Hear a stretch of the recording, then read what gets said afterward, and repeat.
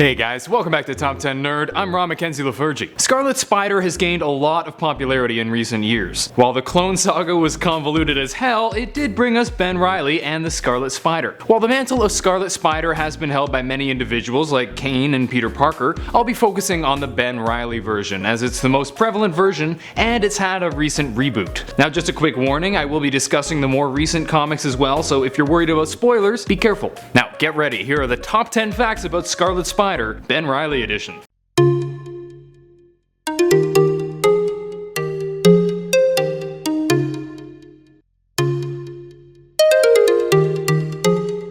Number 10. He worked at a coffee shop. While Ben was acting as Spider-Man for a time when Peter and MJ had moved to Portland, he got to enjoy a new kind of life, a relatively normal one. Sure, the web slinging and bad guy beating isn't exactly normal, but he did get a job at a coffee shop called The Daily Grind. And he actually did a pretty good job as far as I can tell. He also dyed his hair blonde, which was kinda lame, but who didn't dye their hair blonde at some point in the 90s? Plus it kinda suits him, but it looks kinda weird to me because as I learned from How I Met Your Mother, this man is blonde.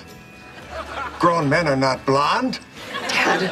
If I'm killed tonight, a blonde guy did it. Number 9. He's named after his aunt and uncle. When Ben needed to make a new identity for himself, he decided to name himself after the two most significant figures in Peter Parker's past, his Aunt May and Uncle Ben. The Ben part's pretty obvious, but what many people don't realize is that Aunt May's maiden name was Reilly, which is where he got inspiration for his last name. It should be mentioned that in a later comic it was claimed that May's maiden name was Fitzgerald, but most people assume this was either a made up name or a mistake on the part of the writer. So Reilly still holds as far as I know. Number 8. Impact webbing. When Ben Reilly took on the role of Scarlet Spider, he made some modifications to Peter Parker's original webbing. Ever the perfectionist, he continued upgrading the webbing tech even in exile. His impact webbing fires a ball at his enemies that explodes when it reaches them, trapping them in a cocoon. This can be further strengthened with more web. It's a pretty creative improvement, and he uses it to great effect against many of his stronger baddies, even using it to separate the Venom symbiote from Eddie Brock by firing it into Venom's mouth. Number 7. He doesn't seem to need to make everything look like a spider. As we all know, gadget-wielding heroes like Batman and Spider-Man tend to build their gadgets with their theme in mind. Batarang, bat shark repellent, spider tracer, etc. But the thing with having a relatively large red tracer shaped like a spider is that people find them and take them off and are no longer being tracked.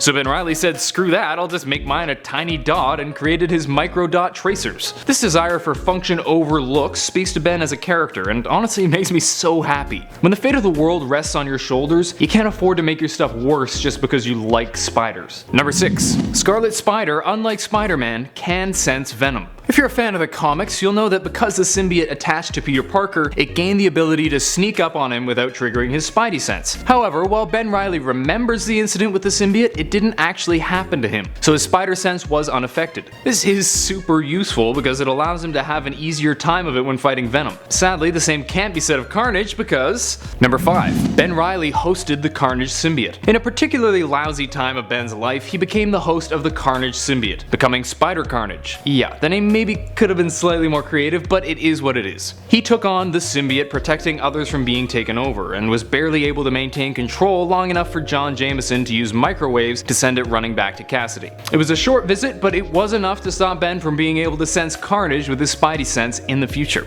Number 4. He actually tells his girlfriend about his powers. This is the one thing that bugs me so much about superheroes. They never frickin' tell their significant other that they're a hero, and the significant other inevitably gets kidnapped. I get that they want to protect their loved ones, but I think keeping them in the loop is the best way to go. And apparently Ben agrees with me because when he started dating Janine Godby, he fessed up pretty quickly about his past and his powers. It was so satisfying to see. It was just great to not have to be yelling at the comic, just tell her, just frickin' tell her, she's gonna find out and get angry, just tell her. Good on you, Benny boy.